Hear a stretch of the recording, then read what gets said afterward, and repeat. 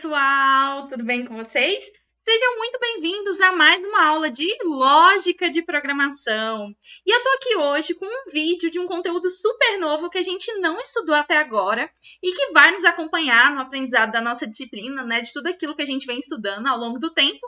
E a gente vai falar sobre, imaginem só, listas ou vetores. Bora entender o que significa isso?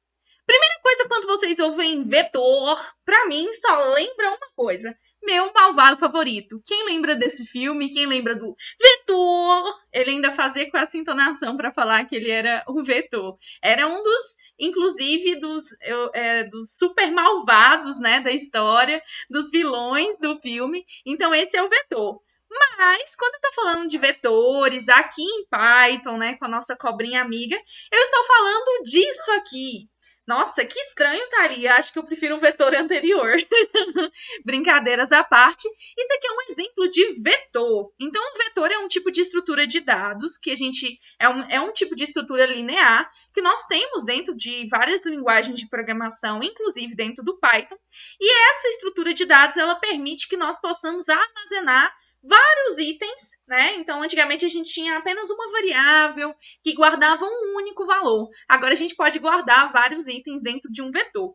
E é representado por um espacinho de memória. Então, a variável a gente já sabia, a gente já percebia que era um espacinho de memória. Aqui são vários espacinhos de memória, como se fossem várias casinhas dentro de um bairro, onde você pode guardar, então, várias informações diferentes. Mas nós vamos estudar um pouquinho melhor sobre os vetores agora. Bem, em Python é muito comum que a gente chame os vetores de listas, é a forma mais comum que a gente encontra na literatura. Então, listas são um tipo de variável que permite justamente o armazenamento de vários valores. E esses valores, como eu mostrei para vocês anteriormente, olha aqui, como se fosse cada uma das casinhas ou os números, né? Nesse caso, 2, 4, 6, até chegar no 20, eles são acessados por um índice. Perfeito? Como assim índice? Voltando no exemplo anterior. Perceba aqui, ó, que a casinha que está lá no espaço de memória 0, 0 é o índice. Então, supondo que a casinha, né, seria a casinha do número 2. E o índice da casinha é o 0. A mesma coisa acontece com a casinha roxa lá no final. É a casinha do número 20, que representa no índice 9. Olha que legal. Mas, ao final das contas, nós temos o quê? 10 casinhas, porque começa do 0 e vai até o 9. Legal, né? Então, uma lista pode conter 0 ou mais elementos de um mesmo tipo, e no caso de Python, pode ter tipos diversos. Como assim tipos? Eu posso ter alguma informação que seja textual, que seja string, uma informação que seja do tipo inteiro, e todos esses tipos diferentes podem estar na mesma lista. Então, eles podem, inclusive, ter uma lista dentro de outra lista. O tamanho de uma lista é igual à quantidade de elementos que ela contém. Como eu mostrei para vocês, tinham 10 casinhas, então o tamanho da nossa lista é 10. E a gente também pode ver as listas sendo chamadas, né, de vetores, como eu iniciei esse conteúdo para vocês, ou arrays em língua inglesa. Então, vocês podem ver arrays também como uma exemplificação. Então, trabalhar com listas é algo super comum para nós. Como assim? Bom, com certeza na vida você já criou uma lista. Lista para quê, Thalia? Uma lista de compras para ir no supermercado, a lista dos seus filmes favoritos. Já viu quando a Netflix posta os lançamentos, aquela listinha para gente completa? Vocês já pararam para pensar nisso? Ou mesmo a lista das matérias que a gente precisa estudar mais, aquela que eu preciso mais me dedicar. E quando a gente trabalha com listas, isso possibilita que nós possamos resolver vários tipos de problemas, inclusive agora dentro dos algoritmos, da lógica de programação, de resolver problemas com Python, vai nos trazer uma infinita possibilidade, porque agora nós podemos trabalhar com várias informações que estão preenchidas dentro de um único vetor. Mas a gente vai acabar entendendo um pouquinho melhor. Podemos imaginar uma lista como se fosse uma espécie de um edifício de apartamentos. Imagina só um prédiozinho. Então, o andar do térreo é o andar 0. Então, o primeiro andar só vai contar, né, no andar 1 e assim por diante. Então, o térreo é o andar 0, então não tem nada, então é o nosso índice 0, perfeito. O índice é utilizado para se especificar o apartamento onde a gente guarda os nossos dados. E aí, conforme vai subindo, né, os apartamentos, vai subindo os andares, a gente vai também subindo. Então, por exemplo, se tiver 5 andares, então o que a gente começa? Começa do 0. Então, é 0, 1, 2, 3, enfim, até chegar lá em cima. Então, olha aqui a ideia que bacana. Em um prédio de 6 andares, nós vamos ter números variando de 0 a 5. Então, se a gente chamar o nosso prédio, por exemplo, de P, então é o prédio P. No prédio P, a gente vai ter, então, como é que chama o térreo? É o 0, então se chama P0.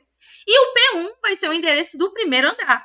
E isso vai continuar até chegar no P5. Então, são 6 andares. O térreo é o 0, assim como mostrado na figura. Olha as setinhas. Então, o P0 é o térreo e depois vai subindo pelos apartamentos. Então, tem 6 andares, mas o P5 vai ficar lá no último andar, que representa, então, o último nível dos apartamentos, já que a gente começa sempre do 0. Em Python, esse P, né, seria o nome da nossa lista, o nome do nosso vetor, e o número dentro dos colchetinhos, como a gente viu, e é a forma de representação da própria sintaxe de programação, representa o nosso índice. Então, se eu quiser acessar, por exemplo, o 6º andar, eu tenho que colocar o quê? P entre colchete 5, que representa, então, o 6º andar. Perfeito?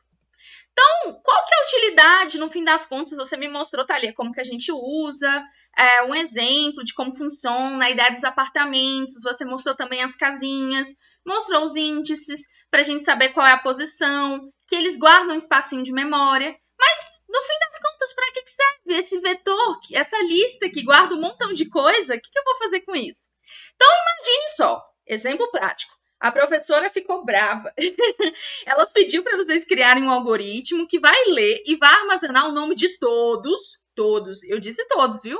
Todos os estudantes e de todos os professores que tem na nossa instituição, que é o Campus Séries do Instituto Federal Goiano. Ai, meu Deus, tem cerca de 2.000 alunos, mais 100 professores. O que eu vou fazer? Meu Deus, é muita coisa. Vocês já pararam para pensar quantas variáveis a gente vai precisar só para armazenar os nomes dessas pessoas? Porque lembra, eu tenho que salvar, né, armazenar o nome de todos. Eu não posso sobrescrever. Uma única variável nome, será que ela vai ser capaz de guardar? Não, não é possível guardar com uma única variável, que seria a variável nome. Então, o que a gente vai fazer agora? Então, uma exemplificação seria os vetores. Então, eu tenho uma boa notícia para vocês. A gente não vai precisar criar mais de 2.000 variáveis. Ufa, graças a Deus, que bom. Porque a gente pode utilizar as nossas listas, né? Então, durante a nossa disciplina, agora a gente vai aprender como utilizar essas listas. Vai ser muito bacana. A gente viu um exemplo, né? Sempre dentro dos colchetinhos. Então, não vai ser mais necessário criar, né, tantas variáveis, mas um vetor que vai armazenar o nome de todo mundo e a gente faz essa representação. Então, a gente vai guardar tudo usando os vetores, então vai facilitar bastante.